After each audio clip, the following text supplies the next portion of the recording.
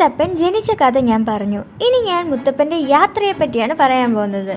കുന്നത്തൂരിൽ അയ്യങ്കരയിൽ നിന്നും യാത്ര പുറപ്പെട്ട ഭഗവാൻ കുന്നും കുഴികളും പിന്നിട്ട് കുന്നത്തൂർ മലയോരത്തിലെത്തിയപ്പോൾ അങ്ങിങ്ങായി തലയുയർത്തി നിൽക്കുന്ന മധുപൻ പനകളിൽ ആകൃഷ്ടനായി.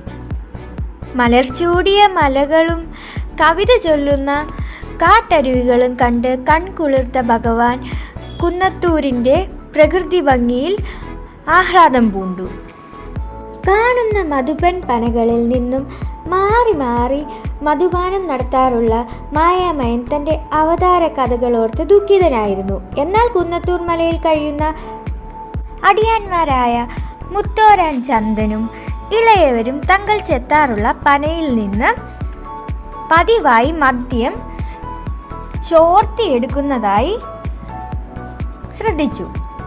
ഇരുവരും പരസ്പരം സംശയങ്ങൾ വെച്ച് പുലർത്തിക്കൊണ്ടിരിക്കെ ഓരോ ദിവസവും കഴിയുന്തോറും പനയിൽ നിന്നും കള്ള് തീരെ കിട്ടാതെ വന്നു. എന്ത് ത്യാഗം ചെയ്തിട്ടാണെങ്കിലും മോഷ്ടാവിനെ കൈയോടെ പിടിക്കുമെന്ന് ചന്ദൻ ശപഥം ചെയ്തു. ഒരു ദിവസം കാട്ടിൽ ഒളിച്ചിരുന്നു.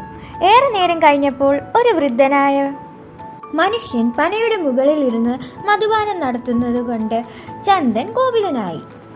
വായിൽ തോന്നിയ ശകാരങ്ങൾ ചൊരിഞ്ഞിട്ടും ഒന്നും പറയാതിരുന്ന ആ വൃദ്ധന്റെ നേരെ ചന്ദൻ തൻ്റെ കയ്യിൽ കരുതിയ അസ്ത്രം തൊടുത്തുവിടാൻ ഭാവിച്ചപ്പോൾ ഭഗവാൻ തൻ്റെ വിശ്വരൂപം കൈക്കൊണ്ട് ചന്ദനെ ശിലാരൂപനാക്കി തീർത്തു. പതിവിലേറെ വൈകിട്ടും ഭർത്താവായ ചന്ദൻ തിരിച്ചെത്താതിരുന്നപ്പോൾ പരിഭ്രാന്തയായ ഭാര്യ ചന്ദനെ തേടി പുറപ്പെട്ടു. പതിവായി ചെത്താറുള്ള പനയുടെ അരികിലെത്തിയപ്പോൾ ശിലാരൂപമായി മാറിയ ഭർത്താവിൻ്റെ രൂപം കണ്ട് അവൾ പൊട്ടിക്കരഞ്ഞു. ഭയത്തോടെ പനയുടെ മുകളിൽ നോക്കിയപ്പോൾ വൃദ്ധനായ ഒരാളെയാണ് അവൾ കണ്ടത്. മുത്തപ്പ എന്ന് വിളിച്ച് വാവിട്ട് കരഞ്ഞ അവളെ ഭഗവാൻ അനുഗ്രഹിക്കുകയും ചന്ദന് പുനർജന്മം നൽകുകയും ചെയ്തു.